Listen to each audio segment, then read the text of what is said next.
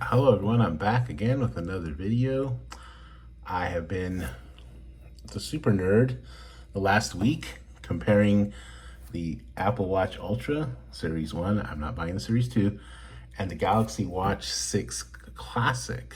I unboxed it last week and I did an unboxing video and I've had it for about a week now, and I wanted to give you essentially an Apple user's perspective. And I mean Apple user, I use Android and Apple, but I actually use Apple Watches pretty much exclusively since I had a Moto, I think it was 360. It was a Motorola watch I had a long time ago, and it was round shaped as well.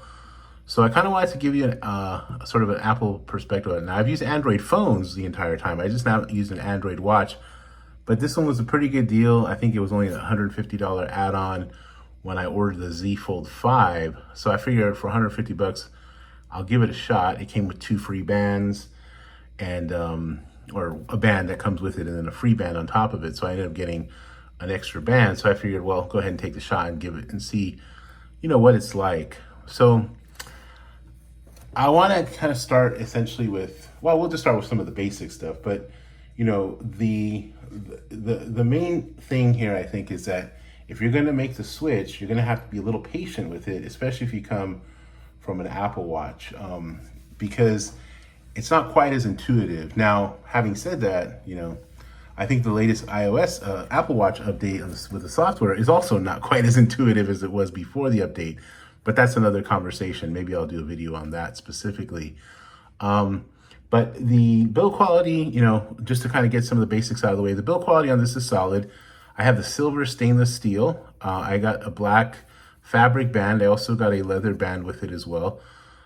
It looks nice. The Ultra is actually technically heavier, but this actually feels a little heavier on your wrist. And I think it's because of the design and the way that it sort of sits on your wrist. But it's nice enough. It's stainless steel. I do worry about maybe it getting scratched up a little bit, although it has a little bit of a slightly matte feeling to it. So it's not like the glossy stainless steel that was on the old iPhones, like the old 13 Pros and 13 Pro Maxes and what have you, 14 Pros, etc. So I think it's nicer in that way. I wish that it's kind of a more like brushed kind of stainless steel. So that's nice.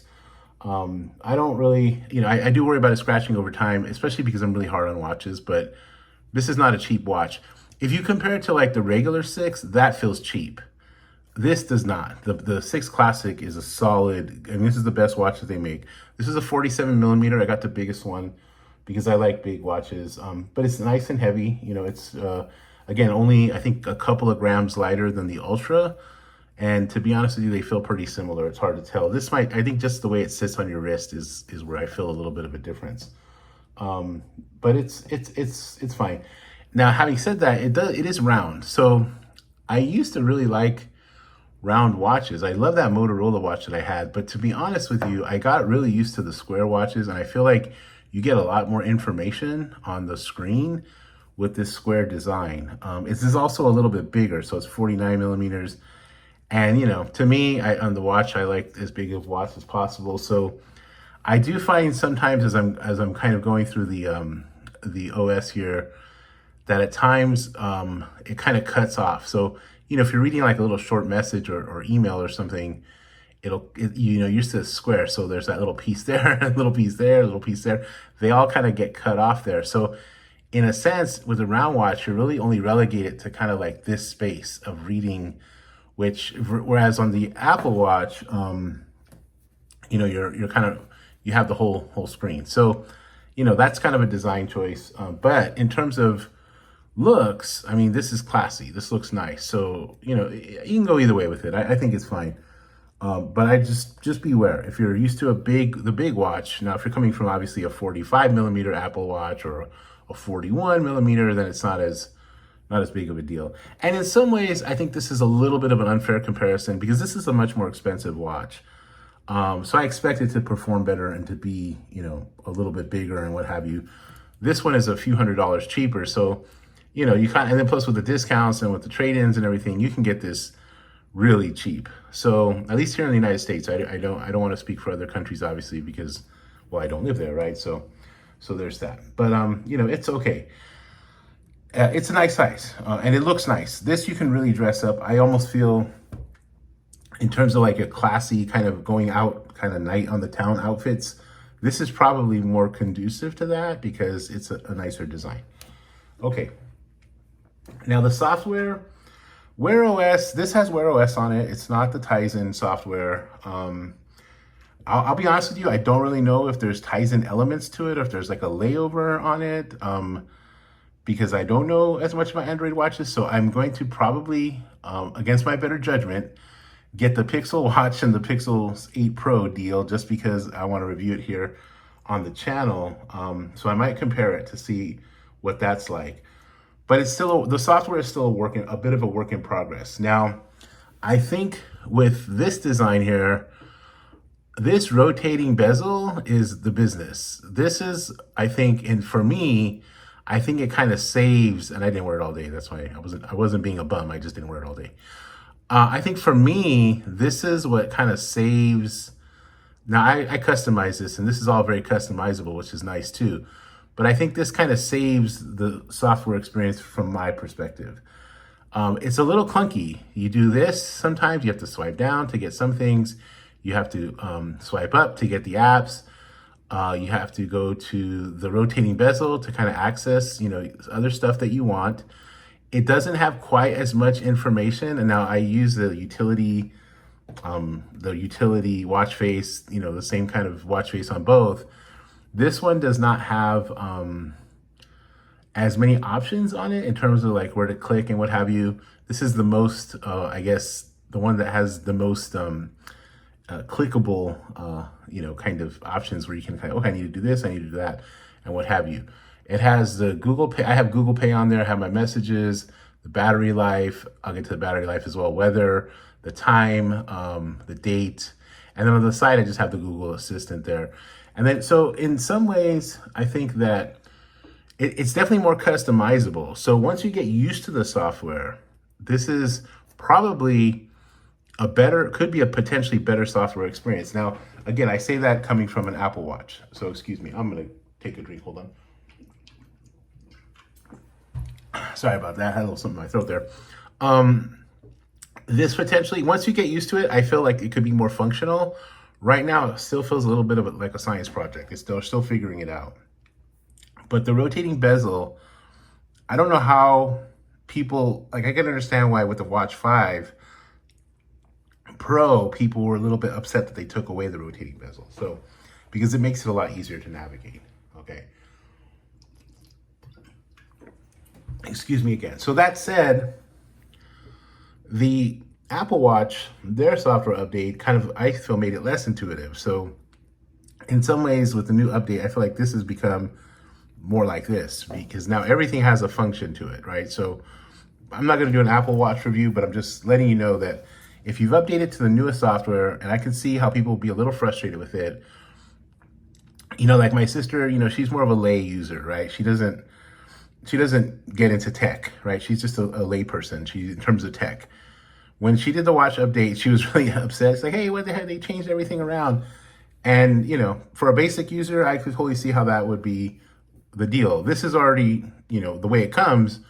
So in some sense, I think this is a little easier to work once you get used to it. I'm not gonna say it's easier to work, but I shouldn't say that. I think it's just, once you get used to it, you'll get the hang of it. So if you're coming from an Apple Watch, you're gonna have to be patient with this. Don't expect it's just gonna function as easily. It's just different, that's all. It's not hard, it's not necessarily harder, it's just different. And if you're patient with it, you actually might get some more functionality out of it in some ways. Okay, so it's doable, you just have to get used to it. Now for battery life, the Ultra wins. Now I was really concerned about this, but this watch does what the Android phones do. It learns your behavior patterns for the first couple of days, and then you're good to go. I was extremely concerned about it though, I must admit, for the first 2 days, because I think I had to charge it like 4 times. And I wore them both, I wore one on each wrist. I wore them both like all the time, and just the way I wear this all the time, to sleep track, to exercise, have it on all day, using notifications, even take an occasional phone call and what have you. I did the same thing with this one, okay? Now, once this learned my usage patterns, then I will say that it's not quite as good as the Ultra, but it's not nearly as bad as I was worried for a minute, but it's fine. It'll last you through the day. It will probably sleep track, but you're gonna have to charge it. And this one I might not need to charge for 2 days. And then I do like 2 whole days plus 2 nights of sleep tracking. And then the third day I have to charge it, like in the morning, or sometimes the second day at night if I go heavy. This one, I have to charge it pretty much on the daily, maybe a day and a half. Now, having said that, it's a little inconsistent as well. Some days I, felt like I didn't have to charge it at all. Like one day I didn't have to charge it at all. And then another day I was at like 50% by like noon. And I was like, how did I do that?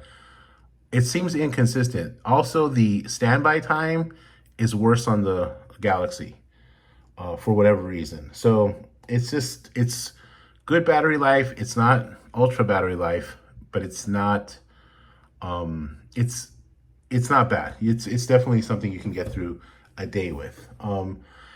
For those of you who are concerned about it, this is a huge deal. I know for a lot of people who have an Apple Watch, and I know this might sound ridiculous, the Find My feature where you can just, find your phone, it's on here, right? So you just kind of do the thing, it'll find your phone. There's my phone ringing. So let me stop that. So it's here, okay? It's here. So that's kind of nice. That functionality is like, honestly, I know this might sound ridiculous, but it's one of the main reasons I love this thing, right? But it does what it does. Now, overall, this does what smartwatches do. I don't think the fitness tracking is as adept. It's not as consistent. It's not quite, I don't think as reliable, I feel, as the Apple Watch. It's still a work in progress, but it'll give you a general idea. Now, if you're really into fitness tracking, obviously you think about a Garmin, you think about a Polar watch with the band and what have you. I say this can hang pretty well though in terms of fitness tracking. I've had Polar watches before. This one is a work in progress, but it's not that bad.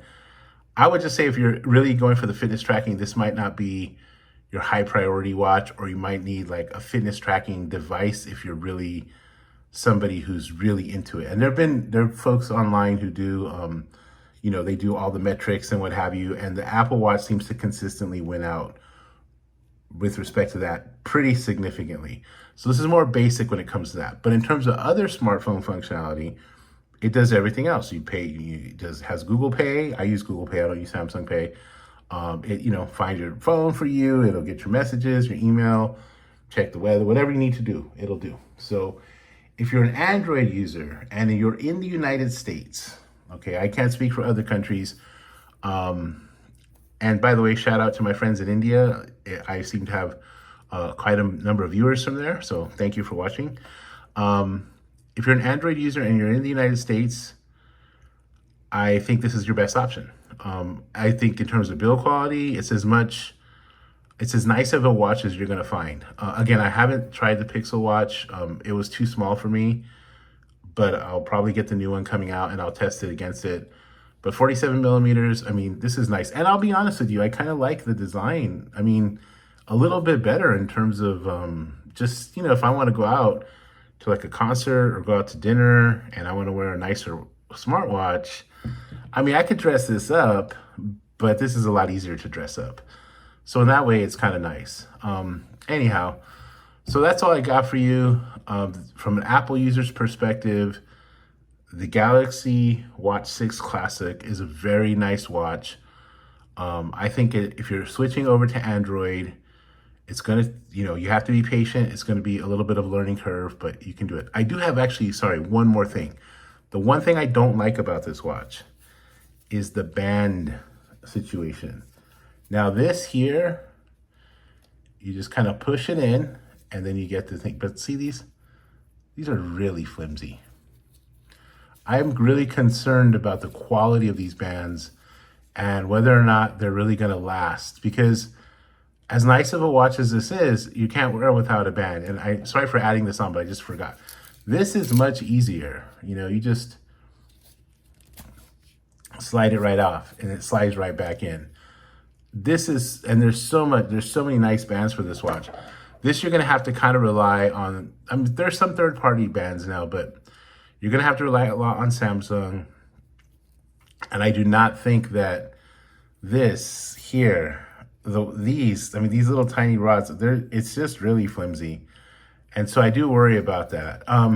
This is the one sort of really kind of major drawback of it, if you're just kind of using it sort of functionally. And even like I have to really concentrate and find the little holes and get it in there. It's really tough.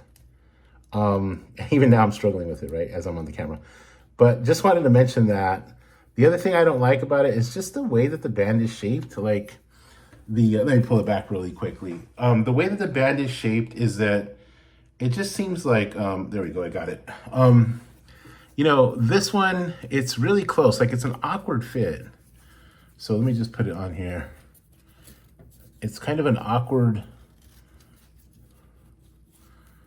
fit, like it's really close, like it's really small here.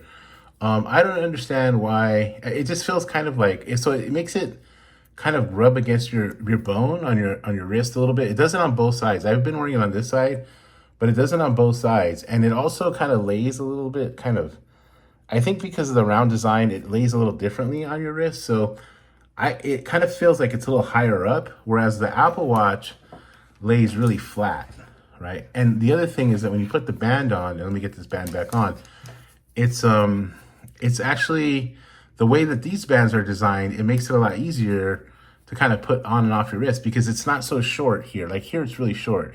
Here, you have as much space as you need because of the design of the bands, right? And this is a third-party band. This is not an official Apple band, but they all work the same. It's still the same kind of fabric band. See, this is just a lot easier. This is much easier to get on and off. The connection is a lot better. So I'm not saying it's a total deal breaker, but it's definitely something I'm going to keep my eye on moving forward, because I'm not too happy with the connection on the band there. But anyway, this video is probably one of the longest videos I've made, so I'll be quiet now. I appreciate you watching, and there you go. It's a Galaxy Watch 6 Classic from an Apple user's perspective, Apple Watch user's perspective. Again, I use Android phones. This is my first Android watch in probably a good, I don't know, whenever that Motorola came out, good maybe 10 years. Maybe not quite that long, but it's been about maybe 6 or 7 years since I've had an Android watch. Anyhow, thank you for watching. I hope you're well. I hope your family's well, and take care of yourself. Bye.